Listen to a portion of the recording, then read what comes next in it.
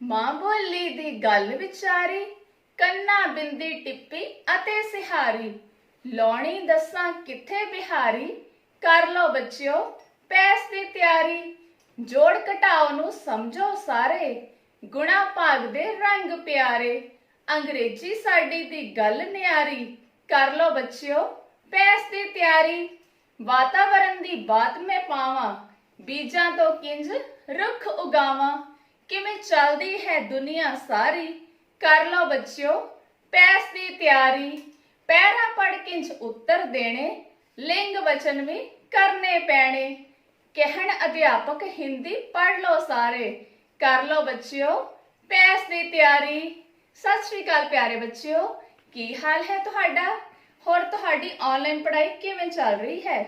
ਹਾਂਜੀ ਬੱਚਿਓ, ਮੈਨੂੰ ਪਤਾ ਹੈ ਕਿ ਤੁਹਾਡੀ ਆਨਲਾਈਨ ਪੜ੍ਹਾਈ ਬਹੁਤ ਵਧੀਆ ਚੱਲ ਰਹੀ ਹੈ। ਇਸ ਦਾ ਪਤਾ ਸਾਨੂੰ ਤੁਹਾਡੇ ਵੱਲੋਂ ਭੇਜੇ ਹੋਏ WhatsApp ਸੁਨੇਹਿਆਂ ਅਤੇ ਤੁਹਾਡੇ ਮਾਤਾ-ਪਿਤਾ ਦੀਆਂ ਫੋਨ ਕਾਲ ਤੋਂ ਲੱਗਦਾ ਹੈ। ਬੱਚਿਓ, ਆਪਾਂ ਹਫਤੇ ਦੇ 6 ਦਿਨ ਜੋ ਵੀ ਆਨਲਾਈਨ ਪੜ੍ਹਾਈ ਕਰਦੇ ਹਾਂ, ਭਾਵ ਕਿ ਸੋਮਵਾਰ ਤੋਂ ਸ਼ਨੀਵਾਰ ਤੱਕ ਆਪਾਂ ਜੋ ਕੁਝ ਪੜ੍ਹਦੇ ਹਾਂ, ਹਰ ਐਤਵਾਰ ਆਪਣਾ ਆਨਲਾਈਨ ਕੁਇਜ਼ ਹੁੰਦਾ ਹੈ, ਜਿਸ ਨੂੰ ਕਿ ਆਪਾਂ ਐਲਓ ਐਕਸਰਸਾਈਜ਼ ਕਹਿੰਦੇ ਹਾਂ। ਜਿੱਥੇ ਤੁਸੀਂ ਸਾਰੇ ਇਸ ਐਲਓ ਐਕਸਰਸਾਈਜ਼ ਵਿੱਚ ਭਾਗ ਲੈਂਦੇ ਹੋ, ਉੱਥੇ ਤੁਸੀਂ ਸਾਰੇ ਬੱਚੇ ਇਸ ਵਿੱਚ ਬਹੁਤ ਵਧੀਆ ਅੰਕ ਵੀ ਪ੍ਰਾਪਤ ਕਰਦੇ ਹੋ ਤੇ ਤੁਸੀਂ ਸਾਰੇ ਇਸ ਲਈ ਵਧਾਈ ਦੇ ਬਹੁਤ-ਬਹੁਤ ਪਾਤਰ ਹੋ। ਬੱਚਿਓ, ਅੱਜ ਆਪਾਂ ਗੱਲ ਕਰਾਂਗੇ ਪੈਸ ਬਾਰੇ। ਪੈਸ ਭਾਵ ਕਿ ਪੰਜਾਬ ਅਚੀਵਮੈਂਟ ਸਰਵੇ। ਹੁਣ ਤੁਹਾਡੇ ਮਨ ਵਿੱਚ ਇਹ ਖਿਆਲ ਆਉਂਦਾ ਹੋਵੇਗਾ ਕਿ ਪੈਸ ਹੈ ਕੀ? ਬੱਚਿਓ, ਪੈਸ ਤੁਹਾਡੇ ਦੁਆਰਾ ਹੁਣ ਤੱਕ ਇੱਕ ਸਿੱਖੇ ਗਿਆਨ ਦੀ ਪਰਖ ਹੈ। ਇਹ ਸਿੱਖਣ ਦੇ ਨਤੀਜਿਆਂ ਦੇ ਆਧਾਰ ਤੇ ਮਿਆਰੀ ਸਿੱਖਿਆ ਨੂੰ ਮਜ਼ਬੂਤ ਕਰਨ ਦੀ ਇੱਕ ਮੁਹਿੰਮ ਹੈ। ਇਹ ਸਾਰੇ ਸਰਕਾਰੀ ਸਕੂਲਾਂ ਵਿੱਚ ਹੋਵੇਗਾ ਤੇ ਤੁਸੀਂ ਸਭ ਬੱਚਿਆਂ ਨੇ ਇਸ ਵਿੱਚ ਭਾਗ ਲੈਣਾ ਹੈ।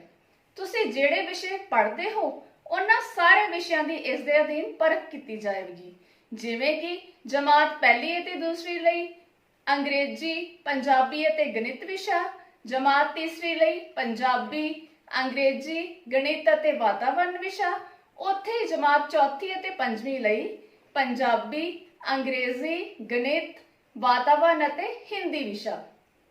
ਇਹਨਾਂ ਵਿਸ਼ਿਆਂ ਦੀ ਪਰਖ ਕੀਤੀ ਜਾਵੇਗੀ ਕਿ ਤੁਸੀਂ ਹੁਣ ਤੱਕ ਇਹਨਾਂ ਵਿਸ਼ਿਆਂ ਵਿੱਚ ਕਿੰਨਾ ਗਿਆਨ ਹਾਸਲ ਕੀਤਾ ਹੈ। ਹੁਣ ਤੁਹਾਡੇ ਮਨ ਵਿੱਚ ਇਹ ਪ੍ਰਸ਼ਨ ਉੱਠਦਾ ਹੋਵੇਗਾ ਕਿ ਇਸ ਦੀ ਤਿਆਰੀ ਕਿਵੇਂ ਕਰਨੀ ਹੈ। ਬੱਚਿਓ, ਇਸ ਲਈ ਬਿਲਕੁਲ ਵੀ ਘਬਰਾਉਣਾ ਨਹੀਂ। ਤੁਹਾਡੇ ਅਧਿਆਪਕ ਬਹੁਤ ਵਧੀਆ ਢੰਗ ਨਾਲ ਤੁਹਾਡੀ ਤਿਆਰੀ ਕਰਵਾਉਣਗੇ। ਹੁਣ ਤੁਸੀਂ ਕੀ ਕਰਨਾ ਹੈ? ਤੁਸੀਂ ਸਭ ਬੱਚਿਆਂ ਨੇ ਹਰ ਰੋਜ਼ ਆਪਣੀ ਟੀਵੀ ਕਲਾਸ ਜ਼ਰੂਰ ਲਗਾਉਣੀ ਹੈ ਅਤੇ ਜੋ ਕੁਝ ਟੀਵੀ ਕਲਾਸ ਵਿੱਚ ਪੜ੍ਹਿਆ ਹੈ, ਉਸ ਦੀ ਦੁਹਰਾਈ ਵੀ ਜ਼ਰੂਰ ਕਰਨੀ ਹੈ। ਸਾਰੇ ਬੱਚਿਆਂ ਨੇ ਹਰ ਐਤਵਾਰ ਐਲਓ ਐਕਸਰਸਾਈਜ਼ ਜ਼ਰੂਰ ਕਰਨੀ ਹੈ। ਬੱਚਿਓ, ਤੁਹਾਡੇ ਸਭ ਵੱਲੋਂ ਕੀਤੀ ਐਲਓ ਐਕਸਰਸਾਈਜ਼ ਤੋਂ ਸਾਨੂੰ ਪਤਾ ਲੱਗਦਾ ਹੈ ਕਿ ਤੁਸੀਂ ਕਿੰਨੇ ਵਧੀਆ ਢੰਗ ਨਾਲ ਪੜ੍ਹਿਆ ਹੈ। ਬੱਚਿਓ, ਸਕੂਲ ਸਿੱਖਿਆ ਵਿਭਾਗ ਵੱਲੋਂ ਹਰ ਰੋਜ਼ ਆਪਾਂ ਨੂੰ ਡੇਲੀ ਸਲਾਈਡ ਭੇਜੀ ਜਾਂਦੀ ਹੈ। ਤੁਸੀਂ ਇਸ ਡੇਲੀ ਸਲਾਈਡ ਨੂੰ ਬਹੁਤ ਹੀ ਧਿਆਨ ਨਾਲ ਪੜ੍ਹਨਾ ਹੈ ਅਤੇ ਇਸ ਦੀ ਦੁਹਰਾਈ ਵੀ ਕਰਨੀ ਹੈ। ਪੰਜਾਬ ਅਚੀਵਮੈਂਟ ਸਰਵੇ ਦੀ ਤਿਆਰੀ ਲਈ ਸਾਨੂੰ ਵਿਭਾਗ ਵੱਲੋਂ ਇੱਕ ਵਿਸ਼ੇਸ਼ ਸਲਾਈਡ ਭੇਜੀ ਜਾਂਦੀ ਹੈ, ਜਿਸ ਵਿੱਚ ਕਿ ਹਰ ਇੱਕ ਵਿਸ਼ੇ ਨਾਲ ਸੰਬੰਧਿਤ ਅਭਿਆਸ ਸ਼ੀਟਾਂ ਹੁੰਦੀਆਂ ਹਨ। ਤੁਸੀਂ ਇਸ ਸਲਾਈਡ ਦੀ ਵੀ ਦੁਹਰਾਈ ਕਰਨੀ ਹੈ ਅਤੇ ਅਭਿਆਸ ਸ਼ੀਟਾਂ ਤੋਂ ਦੇਖਣਾ ਹੈ ਕਿ ਪੇਪਰ ਦਾ ਢੰਗ ਕਿਵੇਂ ਦਾ ਹੋਵੇਗਾ। ਇਸ ਤੋਂ ਇਲਾਵਾ ਸਾਰੇ ਬੱਚਿਆਂ ਨੇ ਪੰਜਾਬ ਐਜੂਕੇਅਰ ਐਪ ਆਪਣੇ ਫੋਨ ਵਿੱਚ ਜ਼ਰੂਰ ਡਾਊਨਲੋਡ ਕਰਨੀ ਹੈ। ਬੱਚੇ, ਇਹ ਬਹੁਤ ਹੀ ਵਧੀਆ ਐਪ ਹੈ। ਇਸ ਵਿੱਚ ਤੁਹਾਡੀ ਪੜ੍ਹਾਈ ਨਾਲ ਸੰਬੰਧਿਤ ਹਰ ਇੱਕ ਉਹ ਚੀਜ਼ ਹੈ ਜਿਸ ਦੀ ਕਿ ਤੁਹਾਨੂੰ ਜ਼ਰੂਰਤ ਹੈ। ਇਸ ਤੋਂ ਇਲਾਵਾ ਕੰਟੈਂਟ, ਜਿਸ ਵਿੱਚ ਕਿ ਬਹੁਤ ਹੀ ਦਿਲਚਸਪ ਤਰੀਕੇ ਨਾਲ ਤੁਹਾਡੇ ਪਾਠ ਦਿੱਤੇ ਗਏ ਹਨ, ਇਸ ਦਾ ਵੀ ਤੁਸੀਂ ਲਾਭ ਉਠਾਉਣਾ ਹੈ। ਤੁਸੀਂ ਆਪਣੀਆਂ ਪਾਠ ਪੁਸਤਕਾਂ ਤੇ ਪੜ੍ਹਨੀਆਂ ਹੀ ਹਨ। ਇਸ ਦੇ ਨਾਲ ਨਾਲ ਲਾਇਬ੍ਰੇਰੀ ਦੀਆਂ ਪਾਠ ਪੁਸਤਕਾਂ ਵੀ ਜ਼ਰੂਰ ਪੜ੍ਹਨੀਆਂ ਹਨ। ਬੱਚਿਓ, ਇਸ ਤਰ੍ਹਾਂ ਤੁਸੀਂ ਸਾਰੇ ਬੱਚੇ ਬਹੁਤ ਹੀ ਵਧੀਆ ਢੰਗ ਨਾਲ ਤੇ ਪ੍ਰਭਾਵਸ਼ਾਲੀ ਢੰਗ ਨਾਲ ਤਿਆਰੀ ਕਰ ਸਕਦੇ ਹੋ। ਹਾਂਜੀ ਬੱਚਿਓ, ਹੁਣ ਤੱਕ ਆਪਾਂ ਹਰ ਇੱਕ ਵਿਸ਼ੇ ਦਾ ਇੱਕ ਪੇਪਰ ਦੇ ਚੁੱਕੇ ਹਾਂ ਤੇ ਕਾਫੀ ਹੱਦ ਤੱਕ ਤੁਹਾਨੂੰ ਪੇਪਰ ਕਰਨ ਦਾ ਢੰਗ ਵੀ ਪਤਾ ਲੱਗ ਗਿਆ ਹੋਵੇਗਾ।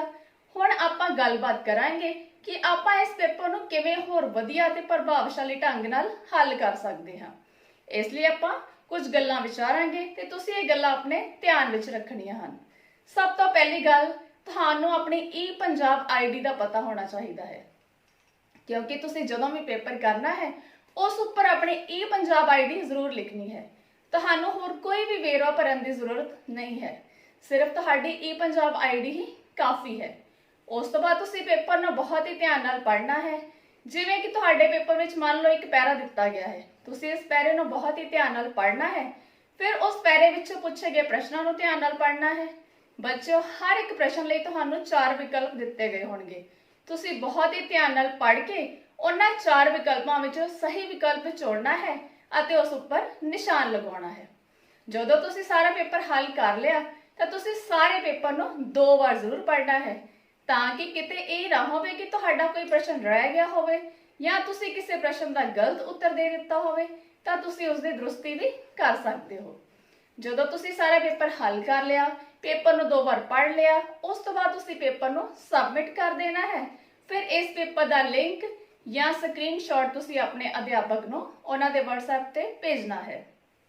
ਇਸ ਤਰ੍ਹਾਂ ਤੁਹਾਡਾ ਪੇਪਰ ਸਬਮਿਟ ਹੋ ਜਾਵੇਗਾ ਤੇ ਅਧਿਆਪਕ ਸਾਹਿਬਾਨ ਕੋਲ ਤੁਹਾਡਾ ਲਿੰਕ ਵੀ ਚਲੇ ਜਾਵੇਗਾ। ਬੱਚਿਓ, ਹੁਣ ਆਪਾਂ ਪੰਜਾਬੀ ਵਿਸ਼ੇ ਦਾ ਨਮੂਨੇ ਦਾ ਪ੍ਰਸ਼ਨ ਪੱਤਰ ਹੱਲ ਕਰਾਂਗੇ ਤੇ ਆਓ ਫਿਰ ਕਰਦੇ ਹਾਂ ਜੀ ਸ਼ੁਰੂ। ਹਾਂਜੀ ਬੱਚਿਓ, ਇਸ ਪੇਪਰ ਦੇ ਸ਼ੁਰੂ ਵਿੱਚ ਵਿਦਿਆਰਥੀ ਦੀ ਈ-ਪੰਜਾਬ ID ਪੁੱਛੀ ਜਾਵੇਗੀ। ਤੁਸੀਂ ਸਭ ਨੇ ਆਪਣੀ ਈ-ਪੰਜਾਬ ID ਭਰਨੀ ਹੈ, ਜਿਵੇਂ ਕਿ ਇਸ ਪੇਪਰ ਵਿੱਚ ਭਰ ਦਿੱਤੀ ਗਈ ਹੈ। ਇਹ ਪੇਪਰ 3 ਭਾਗਾਂ ਵਿੱਚ ਆਵੇਗਾ। ਭਾਗ ਊੜਾ, ਹੇਠਾਂ ਲਿਖੀ ਕਹਾਣੀ ਪੜ੍ਹ ਕੇ ਦਿੱਤੇ ਗਏ ਪ੍ਰਸ਼ਨਾਂ ਦੇ ਉੱਤਰ ਦਿਓ। ਆਪਾਂ ਇਸ ਕਹਾਣੀ ਨੂੰ ਬਹੁਤ ਹੀ ਧਿਆਨ ਨਾਲ ਪੜ੍ਹਨਾ ਹੈ, ਫਿਰ ਇਸ ਕਹਾਣੀ ਦੇ ਆਧਾਰ ਉੱਤੇ ਪੁੱਛੇ ਗਏ ਪ੍ਰਸ਼ਨਾਂ ਦੇ ਉੱਤਰ ਦੇਣੇ ਹਨ। ਕਹਾਣੀ ਪੜ੍ਹਦੇ ਹਾਂ ਜੀ। ਵਿਸਮਾਦ ਸਿੰਘ ਨੂੰ ਇਤਿਹਾਸ ਬਾਰੇ ਸੁਣਨਾ ਬਹੁਤ ਚੰਗਾ ਲੱਗਦਾ ਸੀ। ਇੱਕ ਦਿਨ ਉਹ ਆਪਣੇ ਦਾਦਾ ਜੀ ਨਾਲ ਸੈਰ ਲਈ ਜਾ ਰਿਹਾ ਸੀ। ਦਾਦਾ ਜੀ ਉਸ ਨਾਲ ਅੰਗਰੇਜ਼ਾਂ ਦੇ ਸਮੇਂ ਦੀਆਂ ਗੱਲਾਂ ਕਰ ਰਹੇ ਸਨ। ਦਾਦਾ ਜੀ ਨੇ ਉਸ ਨੂੰ ਕਿਹਾ, ਤੂੰ ਅਜੇ 9ਵੀਂ ਵਿੱਚ ਪੜ੍ਹਦਾ ਹੈ, ਇਸ ਲਈ ਜੋ ਕਿਤਾਬਾਂ ਵਿੱਚ ਪੜ੍ਹਿਆ ਤੈਨੂੰ ਉਸ ਬਾਰੇ ਹੀ ਪਤਾ ਹੈ, ਪਰ ਜਿਵੇਂ ਜਿਵੇਂ ਤੂੰ ਅਗਲੀਆਂ ਜਮਾਤਾਂ ਵਿੱਚ ਜਾਵੇਂਗਾ ਤੇਰੀ ਜਾਣਕਾਰੀ ਵਿੱਚ ਹੋਰ ਵਾਧਾ ਹੋਵੇਗਾ। ਇਸੇ ਲਈ ਇਤਿਹਾਸ ਪੜ੍ਹਨਾ ਬਹੁਤ ਜ਼ਰੂਰੀ ਹੈ। ਸਾਡੀਆਂ ਸਾਰੀਆਂ ਪ੍ਰਾਪਤੀਆਂ ਕਿਤਾਬਾਂ ਵਿੱਚ ਹੀ ਮੌਜੂਦ ਹਨ। ਇਤਿਹਾਸ ਸਾਨੂੰ ਹੋਈਆਂ ਗਲਤੀਆਂ ਤੋਂ ਵੀ ਸੁਚੇਤ ਕਰਦਾ ਹੈ। ਦਾਦਾ ਜੀ ਨੇ ਦੱਸਿਆ ਕਿ ਜਦੋਂ ਅੰਗਰੇਜ਼ਾਂ ਨੇ ਭਾਰਤ ਤੇ ਕਬਜ਼ਾ ਕਰ ਲਿਆ ਤਾਂ ਉਹਨਾਂ ਇਸ ਸੋਨੇ ਦੀ ਚਿੜੀ ਨੂੰ ਲੁੱਟਣਾ ਸ਼ੁਰੂ ਕਰ ਦਿੱਤਾ। ਅੰਗਰੇਜ਼ਾਂ ਨੇ ਰੇਲ ਲਾਈਨਾਂ ਤੇ ਸੜਕਾਂ ਆਪਣੇ ਲਾਭ ਲਈ ਬਣਵਾਈਆਂ ਸਨ। ਹੌਲੀ ਹੌਲੀ ਭਾਰਤੀਆਂ ਨੂੰ ਸਮਝ ਆ ਗਈ ਕਿ ਸਾਨੂੰ ਲੁੱਟਿਆ ਜਾ ਰਿਹਾ ਹੈ। ਫਿਰ ਦੇਸ਼ ਅੰਦਰ ਆਜ਼ਾਦੀ ਦੀ ਆਵਾਜ਼ ਉੱਠਣ ਲੱਗ ਪਈ। ਸ਼ਹੀਦ ਕਰਤਾਰ ਸਿੰਘ ਸਰਾਭਾ ਜਿਹੇ ਦੇਸ਼ ਭਗਤਾਂ ਨੇ ਵਿਦੇਸ਼ਾਂ ਤੋਂ ਭਾਰਤ ਦੀ ਆਜ਼ਾਦੀ ਲਈ ਸੰਘਰਸ਼ ਸ਼ੁਰੂ ਕਰ ਦਿੱਤਾ ਸੀ। ਪ੍ਰਸ਼ਨ 1, ਵਿਸਮਾਦ ਸਿੰਘ ਕਿਹੜੀ ਜਮਾਤ ਵਿੱਚ ਪੜ੍ਹਦਾ ਸੀ? ਬੱਚਿਓ, ਇਸ ਪ੍ਰਸ਼ਨ ਦੇ ਉੱਤਰ ਲਈ ਸਾਨੂੰ 4 ਵਿਕਲਪ ਦਿੱਤੇ ਗਏ ਹਨ। 8ਵੀਂ ਵਿੱਚ, 9ਵੀਂ ਵਿੱਚ, 10ਵੀਂ ਵਿੱਚ, 7ਵੀਂ ਵਿੱਚ। ਜਿਵੇਂ ਕਿ ਕਹਾਣੀ ਵਿੱਚ ਕਿਹਾ ਗਿਆ ਹੈ, ਦਾਦਾ ਜੀ ਨੇ ਉਸ ਨੂੰ ਕਿਹਾ ਕਿ ਤੂੰ ਅਜੇ 9ਵੀਂ ਵਿੱਚ ਪੜ੍ਹਦਾ ਹੈ। ਸੋ ਇਸ ਪ੍ਰਸ਼ਨ ਦਾ ਸਹੀ ਵਿਕਲਪ ਹੈ 9ਵੀਂ ਵਿੱਚ। ਅਸੀਂ 9ਵੀਂ ਵਿੱਚ ਦੇ ਅੱਗੇ ਗੋਲੇ ਦਾ ਨਿਸ਼ਾਨ ਲਗਾ ਦੇਵਾਂਗੇ। ਪ੍ਰਸ਼ਨ 2, ਦਾਦਾ ਜੀ ਖਾਲੀ ਥਾਂ ਕਰਨ ਜਾ ਰਹੇ ਸਨ। ਬੱਚਿਓ, ਆਪਾਂ ਦੇਖਣਾ ਹੈ ਕਿ ਇਸ ਖਾਲੀ ਥਾਂ ਵਿੱਚ ਕੀ ਉੱਤਰ ਆਵੇਗਾ। ਇਸ ਲਈ ਸਾਡੇ ਕੋਲ 4 ਵਿਕਲਪ ਹਨ। ਖੇਤ ਵਿੱਚ ਵਾਹੀ, ਦਫ਼ਤਰ ਵਿੱਚ ਕੰਮ, ਸੈਰ ਜਾਂ ਫਿਰ ਖੇਡਣ। ਜਿਵੇਂ ਕਿ ਕਹਾਣੀ ਵਿੱਚ ਲਿਖਿਆ ਹੈ, ਇੱਕ ਦਿਨ ਉਹ ਆਪਣੇ ਦਾਦਾ ਜੀ ਨਾਲ ਸੈਰ ਲਈ ਜਾ ਰਿਹਾ ਸੀ। ਸੋ ਸਾਡੇ ਇਸ ਪ੍ਰਸ਼ਨ ਦਾ ਉੱਤਰ ਹੈ ਵਿਕਲਪ 3, ਸੈਰ। ਅਸੀਂ ਇਸ ਦੇ ਅੱਗੇ ਗੋਲੇ ਦਾ ਨਿਸ਼ਾਨ ਲਗਾ ਦੇਵਾਂਗੇ। ਪ੍ਰਸ਼ਨ 3, ਪੈਰੇ ਵਿੱਚ ਭਾਰਤ ਦੇਸ਼ ਨੂੰ ਸੋਨੇ ਦੀ ਚਿੜੀ ਕਿਹਾ ਗਿਆ ਹੈ। ਇਸ ਦਾ ਕੀ ਅਰਥ ਹੈ? ਇਸ ਲਈ ਵਿਕਲਪ ਦਿੱਤੇ ਗਏ ਹਨ, ਅਮੀਰ ਦੇਸ਼, ਗੁਲਾਮ ਦੇਸ਼, ਆਜ਼ਾਦ ਦੇਸ਼। ਇਹਨਾਂ ਵਿੱਚੋਂ ਕੋਈ ਨਹੀਂ। ਬੱਚਿਓ, ਸੋਨੇ ਦੀ ਚਿੜੀ ਦਾ ਅਰਥ ਹੁੰਦਾ ਹੈ ਅਮੀਰ ਦੇਸ਼। ਸੋ ਅਸੀਂ ਅਮੀਰ ਦੇਸ਼ ਉੱਪਰ ਗੋਲੇ ਦਾ ਚੱਕਰ ਲਗਾ ਦੇਵਾਂਗੇ। ਪ੍ਰਸ਼ਨ 4, ਜੇਕਰ ਅੰਗਰੇਜ਼ ਦਾ ਅੰਗਰੇਜ਼ਾਂ ਹੋਵੇ ਤਾਂ ਕਿਤਾਬ ਲਈ ਸ਼ੁੱਧ ਸ਼ਬਦ ਕਿਹੜਾ ਹੋਵੇਗਾ? ਇਸ ਦੇ ਉੱਤਰ ਲਈ ਵਿਕਲਪ ਦਿੱਤੇ ਗਏ ਹਨ, ਕਿਤਾਬਾਂ, ਕਿਤਾਬਾਂ, ਕਿਤਾਬਾਂ। ਇਹਨਾਂ ਵਿੱਚੋਂ ਕੋਈ ਨਹੀਂ। ਅੰਗਰੇਜ਼ ਦਾ ਬਹੁਵਚਨ ਰੂਪ ਹੈ ਅੰਗਰੇਜ਼ਾਂ, ਕਿਤਾਬ ਦਾ ਬਹੁਵਚਨ ਰੂਪ ਹੋਵੇਗਾ ਕਿਤਾਬਾਂ, ਤੇ ਇਸ ਦੇ ਸਹੀ ਸ਼ਬਦ ਜੋੜ ਹਨ ਕਿਤਾਬਾਂ, ਵਿਕਲਪ ਨੰਬਰ 3। ਸੋ ਅਸੀਂ ਇਸ ਦੇ ਅੱਗੇ ਗੋਲੇ ਦਾ ਨਿਸ਼ਾਨ ਲਗਾ ਦੇਵਾਂਗੇ। ਪ੍ਰਸ਼ਨ 5, ਹੇਠ ਲਿਖੀਆਂ ਗੱਲਾਂ ਵਿੱਚੋਂ ਕਿਹੜੀ ਗੱਲ ਪੈਰੇ ਵਿੱਚ ਨਹੀਂ ਕੀਤੀ ਗਈ ਹੈ?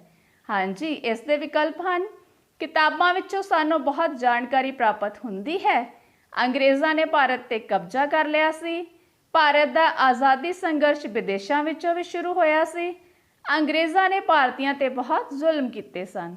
ਇਸ ਦਾ ਸਹੀ ਉੱਤਰ ਹੈ ਵਿਕਲਪ ਨੰਬਰ 4, ਅੰਗਰੇਜ਼ਾਂ ਨੇ ਭਾਰਤੀਆਂ ਤੇ ਬਹੁਤ ਜ਼ੁਲਮ ਕੀਤੇ ਸਨ। ਸੋ ਅਸੀਂ ਇਸ ਦੇ ਅੱਗੇ ਗੋਲੇ ਦਾ ਨਿਸ਼ਾਨ ਲਗਾ ਦੇਵਾਂਗੇ। ਭਾਗ ਐੜਾ, ਇਹ ਸਾਡੇ ਪ੍ਰਸ਼ਨ ਪੱਤਰ ਦਾ ਦੂਸਰਾ ਭਾਗ ਹੈ। ਇਸ ਵਿੱਚ ਸਾਨੂੰ ਇੱਕ ਇਸ਼ਤਿਹਾਰ ਦਿੱਤਾ ਗਿਆ ਹੈ। ਭਾਗ ਐੜਾ, ਹੇਠਾਂ ਦਿੱਤੇ ਗਏ ਇਸ਼ਤਿਹਾਰ ਨੂੰ ਧਿਆਨ ਨਾਲ ਵੇਖੋ ਅਤੇ ਪੁੱਛੇ ਗਏ ਪ੍ਰਸ਼ਨਾਂ ਦੇ ਉੱਤਰ ਦਿਓ। ਬੱਚਿਓ, ਇਹ ਮੰਤਰਾ ਆਈ ਡ੍ਰੌਪ ਦਾ ਇਸ਼ਤਿਹਾਰ ਹੈ ਜੋ ਕਿ ਇੱਕ ਆਯੁਰਵੈਦਿਕ ਆਈ ਡ੍ਰੌਪ ਹੈ। ਅੱਖਾਂ ਦੀ ਥਕਾਨ ਦੂਰ ਕਰਨ ਦਾ ਆਸਾਨ ਹੱਲ, ਅੱਖਾਂ ਦੀਆਂ 5 ਸਮੱਸਿਆਵਾਂ ਤੋਂ ਰਾਹਤ, ਤਣਾਅ, ਅੱਖਾਂ ਤੇ ਜ਼ੋਰ ਪਾਉਣਾ, ਅੱਖਾਂ ਵਿੱਚ ਥਕਾਨ, ਅੱਖਾਂ ਵਿੱਚ ਸੋਜ, ਅੱਖ ਆਉਣਾ। ਇਸਤੇਮਾਲ ਦਾ ਢੰਗ, 2 ਤੋਂ 3 ਬੂੰਦਾਂ ਦਿਨ ਵਿੱਚ 3 ਵਾਰੀ ਜਾਂ ਡਾਕਟਰੀ ਸਲਾਹ ਅਨੁਸਾਰ ਇਸਤੇਮਾਲ ਕਰੋ। ਹੁਣ ਇਸ ਦੇ ਪ੍ਰਸ਼ਨ ਵੇਖਦੇ ਹਾਂ। ਇਸ ਇਸ਼ਤਿਹਾਰ ਵਿੱਚ ਸਰੀਰ ਦੇ ਕਿਸ ਅੰਗ ਦੀ ਸੰਭਾਲ ਦੀ ਗੱਲ ਕੀਤੀ ਗਈ ਹੈ? ਇਸ ਲਈ ਵਿਕਲਪ ਹਨ ਨੱਕ, ਕੰਨ, ਅੱਖ ਅਤੇ ਗਲਾ। ਹਾਂਜੀ, ਇਸ ਵਿੱਚ ਅੱਖਾਂ ਦੀ ਗੱਲ ਕੀਤੀ ਗਈ ਹੈ। ਸੋ ਸਾਡਾ ਉੱਤਰ ਹੈ ਜੀ ਵਿਕਲਪ ਨੰਬਰ 3। ਅਸੀਂ ਇਸ ਦੇ ਅੱਗੇ ਗੋਲੇ ਦਾ ਨਿਸ਼ਾਨ ਲਗਾ ਦੇਵਾਂਗੇ। ਪ੍ਰਸ਼ਨ 7, ਹੇਠ ਲਿਖਿਆਂ ਵਿੱਚੋਂ ਕਿਸ ਸਮੱਸਿਆ ਦਾ ਇਲਾਜ ਮੰਤਰਾ ਆਈ ਡ੍ਰੌਪ ਨਾਲ ਨਹੀਂ ਹੁੰਦਾ? ਇਸ ਦੇ ਵਿਕਲਪ ਹਨ ਅੱਖਾਂ ਦਾ ਤਣਾਅ, ਅੱਖਾਂ ਦੀ ਥਕਾਨ, ਅੱਖਾਂ ਦੀ ਸੋਜ, ਅੱਖਾਂ ਵਿੱਚੋਂ ਪਾਣੀ ਜਾਣਾ। ਆਪਾਂ ਇਸ਼ਤਿਹਾਰ ਵਿੱਚ ਵੇਖਦੇ ਹਾਂ ਕਿ ਇਸ ਵਿੱਚ ਦਿੱਤਾ ਗਿਆ ਹੈ ਤਣਾਅ, ਅੱਖਾਂ ਵਿੱਚ ਥਕਾਨ, ਅੱਖਾਂ ਵਿੱਚ ਸੋਜ ਦਾ ਇਲਾਜ ਇਸ ਨਾਲ ਹੁੰਦਾ ਹੈ। ਸੋ ਸਾਡਾ ਉੱਤਰ ਆਵੇਗਾ ਵਿਕਲਪ 4, ਅੱਖਾਂ ਵਿੱਚੋਂ ਪਾਣੀ ਜਾਣਾ। ਪ੍ਰਸ਼ਨ 8, ਅੱਖਾਂ ਆਉਣਾ ਦਾ ਕੀ ਅਰਥ ਹੈ? ਇਸ ਦੇ ਵਿਕਲਪ ਹਨ ਅੱਖਾਂ ਦਾ ਬਾਹਰ ਆ ਜਾਣਾ, ਅੱਖਾਂ ਦਾ ਥੱਕ ਜਾਣਾ, ਅੱਖਾਂ ਦਾ ਲਾਲ ਹੋ ਜਾਣਾ ਜਾਂ ਫਿਰ ਅੱਖਾਂ ਦਾ ਬੰਦ ਹੋ ਜਾਣਾ। ਹਾਂਜੀ, ਇਸ ਦਾ ਉੱਤਰ ਆਵੇਗਾ ਵਿਕਲਪ ਨੰਬਰ 3, ਅੱਖਾਂ ਦਾ ਲਾਲ ਹੋ ਜਾਣਾ। ਆਪਾਂ ਇਸ ਦੇ ਅੱਗੇ ਗੋਲੇ ਦਾ ਨਿਸ਼ਾਨ ਲਗਾ ਦੇਵਾਂਗੇ। ਪ੍ਰਸ਼ਨ 9, ਸੋਜ ਸ਼ਬਦ ਦਾ ਕੀ ਅਰਥ ਹੋਵੇਗਾ? ਇਸ ਦੇ ਵਿਕਲਪ ਹਨ ਸੱਜਣਾ, ਸਜਾਉਣਾ, ਸੁੱਜਣਾ। ਇਹਨਾਂ ਵਿੱਚੋਂ ਕੋਈ ਨਹੀਂ ਤੇ ਇਸ ਦਾ ਉੱਤਰ ਹੋਵੇਗਾ ਜੀ ਵਿਕਲਪ ਨੰਬਰ 3, ਸੁੱਜਣਾ।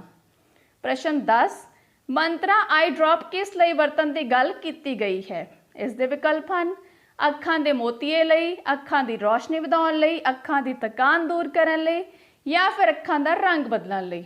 ਜਿਵੇਂ ਕਿ ਆਪਾਂ ਇਸ਼ਤਿਹਾਰ ਵਿੱਚ ਦੇਖਦੇ ਹਾਂ, ਅੱਖਾਂ ਵਿੱਚ ਥਕਾਨ ਦੂਰ ਕਰਨ ਲਈ। ਸੋ ਇਸ ਦਾ ਉੱਤਰ ਹੈ ਜੀ ਵਿਕਲਪ ਨੰਬਰ 3। ਇਸ ਅੱਗੇ ਅਸੀਂ ਗੋਲੇ ਦਾ ਨਿਸ਼ਾਨ ਲਗਾ ਦੇਵਾਂਗੇ। ਬੱਚਿਓ, ਭਾਗ ਈੜੀ ਵਿੱਚ ਸਾਨੂੰ ਕੁਝ ਪ੍ਰਸ਼ਨ ਦਿੱਤੇ ਗਏ ਹਨ ਤੇ ਅਸੀਂ ਬਹੁਤ ਹੀ ਧਿਆਨ ਨਾਲ ਇਹਨਾਂ ਦੇ ਉੱਤਰ ਦੇਣੇ ਹਨ। ਭਾਗ ਈੜੀ, ਹੇਠਾਂ ਦਿੱਤੇ ਪ੍ਰਸ਼ਨਾਂ ਦੇ ਉੱਤਰ ਦਿਓ। ਪ੍ਰਸ਼ਨ 11, ਸ਼ਹੀਦ ਊਧਮ ਸਿੰਘ ਨੇ ਕਿਸ ਅੰਗਰੇਜ਼ ਅਫਸਰ ਨੂੰ ਮਾਰਿਆ ਸੀ? ਇਸ ਦੇ ਵਿਕਲਪ ਹਨ ਸਰ ਸਾਰਜੈਂਟ ਨੂੰ, ਸਰ ਮਾਈਕਲ ਉਡਵਾਇਰ ਨੂੰ, ਸਰ ਜਹਾਨ ਇਬਰਾਹਿਮ ਨੂੰ, ਸਰ ਸਾਈਮਨ ਉਡਵਾਇਰ ਨੂੰ। ਤੇ ਇਸ ਦਾ ਉੱਤਰ ਹੈ ਜੀ ਵਿਕਲਪ ਨੰਬਰ 2। ਅਸੀਂ ਇਸ ਦੇ ਅੱਗੇ ਗੋਲੇ ਦਾ ਨਿਸ਼ਾਨ ਲਗਾ ਦੇਵਾਂਗੇ। ਪ੍ਰਸ਼ਨ 12, ਹੇਠ ਲਿਖੀਆਂ ਸਤਰਾਂ ਵਿੱਚੋਂ ਤੁਕਾਂਤ ਕਿਹੜੇ ਹਨ? ਆਓ ਰਲ ਮਿਲ ਰੁੱਖ ਲਗਾਈਏ, ਪ੍ਰਦੂਸ਼ਣ ਨੂੰ ਦੂਰ ਭਜਾਈਏ। ਇਸ ਦੇ ਵਿਕਲਪ ਹਨ ਆਓ, ਪ੍ਰਦੂਸ਼ਣ, ਰਲ ਮਿਲ, ਨੂੰ, ਰੁੱਖ, ਦੂਰ, ਲਗਾਈਏ, ਭਜਾਈਏ। ਹਾਂਜੀ, ਇਸ ਦਾ ਉੱਤਰ ਹੈ ਜੀ ਵਿਕਲਪ 4 ਤੇ ਅਸੀਂ ਇਸ ਦੇ ਅੱਗੇ ਗੋਲੇ ਦਾ ਨਿਸ਼ਾਨ ਲਗਾ ਦੇਵਾਂਗੇ। ਪ੍ਰਸ਼ਨ 13, ਹੇਠ ਲਿਖੇ ਸ਼ਬਦਾਂ ਵਿੱਚੋਂ ਸ਼ੁੱਧ ਸ਼ਬਦ ਕਿਹੜਾ ਹੈ? ਇਸ ਲਈ ਸਾਨੂੰ ਵਿਕਲਪ ਦਿੱਤੇ ਗਏ ਹਨ ਸਖਤੀ, ਆਲਣਾ, ਸਾਲ, ਘੁਮੰਡ। ਤੇ ਇਸ ਵਿੱਚੋਂ ਸ਼ੁੱਧ ਸ਼ਬਦ ਜੋੜ ਹਨ ਜੀ ਘੁਮੰਡ। ਸੋ ਸਾਡਾ ਉੱਤਰ ਹੈ ਵਿਕਲਪ 4। ਅਸੀਂ ਇਸ ਅੱਗੇ ਗੋਲੇ ਦਾ ਨਿਸ਼ਾਨ ਲਗਾ ਦੇਵਾਂਗੇ। ਪ੍ਰਸ਼ਨ 14, ਹੇਠ ਲਿਖਿਆਂ ਵਿੱਚੋਂ ਕਿਹੜਾ ਕਥਨ ਸਹੀ ਹੈ? ਇਸ ਲਈ ਸਾਨੂੰ ਵਿਕਲਪ ਦਿੱਤੇ ਗਏ ਹਨ ਸੈਰ ਕਰਨਾ ਬੁਰੀ ਆਦਤ ਹੈ, ਸਾਨੂੰ ਸਵੇਰੇ ਦੇਰ ਨਾਲ ਉੱਠਣਾ ਚਾਹੀਦਾ ਹੈ, ਝੂਠ ਬੋਲਣਾ ਚੰਗੀ ਆਦਤ ਹੈ, ਕਿਤਾਬਾਂ ਸਾਡੀਆਂ ਮਿੱਤਰ ਹਨ। ਹਾਂਜੀ ਬੱਚਿਓ, ਇਸ ਦਾ ਉੱਤਰ ਆਵੇਗਾ ਵਿਕਲਪ 4, ਕਿਤਾਬਾਂ ਸਾਡੀਆਂ ਮਿੱਤਰ ਹਨ। ਸੋ ਅਸੀਂ ਇਸ ਅੱਗੇ ਗੋਲੇ ਦਾ ਨਿਸ਼ਾਨ ਲਗਾ ਦੇਵਾਂਗੇ। ਪ੍ਰਸ਼ਨ 15, ਬਿਨੇ ਪੱਤਰ ਵਿੱਚ ਬਿਨੇ ਸ਼ਬਦ ਤੋਂ ਕੀ ਭਾਵ ਹੈ? ਇਸ ਦੇ ਵਿਕਲਪ ਹਨ ਬਿਨਾ, ਬੇਨਤੀ, ਲੇਖ। ਇਹਨਾਂ ਵਿੱਚੋਂ ਕੋਈ ਨਹੀਂ। ਸੋ ਇਸ ਦਾ ਉੱਤਰ ਹੈ ਜੀ ਵਿਕਲਪ ਨੰਬਰ 2, ਬੇਨਤੀ। ਅਸੀਂ ਇਸ ਦੇ ਅੱਗੇ ਗੋਲੇ ਦਾ ਨਿਸ਼ਾਨ ਲਗਾ ਦੇਵਾਂਗੇ। ਬੱਚਿਓ, ਇਸ ਤਰ੍ਹਾਂ ਤੁਸੀਂ ਬਹੁਤ ਹੀ ਵਧੀਆ ਢੰਗ ਨਾਲ ਇਸ ਪੇਪਰ ਨੂੰ ਹੱਲ ਕਰਨਾ ਹੈ ਤੇ ਪੇਪਰ ਹੱਲ ਕਰਨ ਤੋਂ ਬਾਅਦ ਸਬਮਿਟ ਕਰ ਦੇਣਾ ਹੈ। ਫਿਰ ਇਸ ਦਾ ਸਕਰੀਨਸ਼ਾਟ ਜਾਂ ਇਸ ਦਾ ਲਿੰਕ ਆਪਣੇ ਅਧਿਆਪਕ ਸਾਹਿਬਾਨ ਨੂੰ ਭੇਜ ਦੇਣਾ ਹੈ। ਹਾਂਜੀ ਪਿਆਰੇ ਬੱਚਿਓ, ਮੈਨੂੰ ਪੂਰੀ ਆਸ ਹੈ ਕਿ ਤੁਸੀਂ ਸਭ ਨੇ ਬਹੁਤ ਹੀ ਵਧੀਆ ਢੰਗ ਨਾਲ ਪੰਜਾਬ ਅਚੀਵਮੈਂਟ ਸਰਵੇ ਦੇ ਅਧੀਨ ਪੰਜਾਬੀ ਵਿਸ਼ੇ ਦਾ ਪ੍ਰਸ਼ਨ ਪੱਤਰ ਹੱਲ ਕਰਨਾ ਸਿੱਖ ਲਿਆ ਹੈ। ਆਪਾਂ ਸਭ ਨੇ ਇਸ ਸਰਵੇ ਨੂੰ ਸਫਲ ਬਣਾਉਣ ਲਈ ਖੂਬ ਮਿਹਨਤ ਕਰਨੀ ਹੈ। ਇਸ ਵਿੱਚ ਤੁਸੀਂ ਸਭ ਨੇ 100% ਸ਼ਮੂਲੀਅਤ ਕਰਨੀ ਹੈ ਅਤੇ ਬਹੁਤ ਹੀ ਵਧੀਆ ਅੰਕ ਪ੍ਰਾਪਤ ਕਰਨੇ ਹਨ। ਜਿਵੇਂ ਕਿ ਹੁਣ ਤੱਕ ਤੁਸੀਂ ਸਾਰੇ ਐਲਓ ਐਕਸਰਸਾਈਜ਼ ਵਿੱਚ ਬਹੁਤ ਵਧੀਆ ਕਾਰਗੁਜ਼ਾਰੀ ਵਿਖਾਉਂਦੇ ਰਹੇ ਹੋ, ਉਸੇ ਤਰ੍ਹਾਂ ਹੀ ਤੁਸੀਂ ਸਭ ਨੇ ਇਸ ਵਿੱਚ ਸ਼ਲਾਘਾਯੋਗ ਕੰਮ ਕਰਨਾ ਹੈ। ਬੱਚਿਓ, ਤੁਹਾਡੇ ਅਧਿਆਪਕਾਂ ਨੂੰ ਤੁਹਾਡੇ ਉੱਪਰ ਬਹੁਤ ਮਾਣ ਹੈ। ਆਪਾਂ ਸਭ ਨੇ ਸਖਤ ਮਿਹਨਤ ਕਰਨੀ ਹੈ ਅਤੇ ਆਪਣੇ ਸਕੂਲ, ਬਲਾਕ ਅਤੇ ਜ਼ਿਲ੍ਹੇ ਦਾ ਨਾਮ ਚਮਕਾਉਣਾ ਹੈ।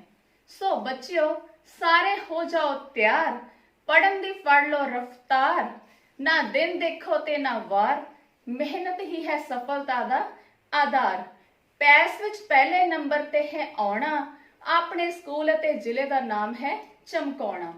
ਪੰਜਾਬ ਅਚੀਵਮੈਂਟ ਸਰਵੇ ਲਈ ਤੁਹਾਨੂੰ ਸਭ ਨੂੰ ਬਹੁਤ-ਬਹੁਤ ਸ਼ੁਭਕਾਮਨਾਵਾਂ।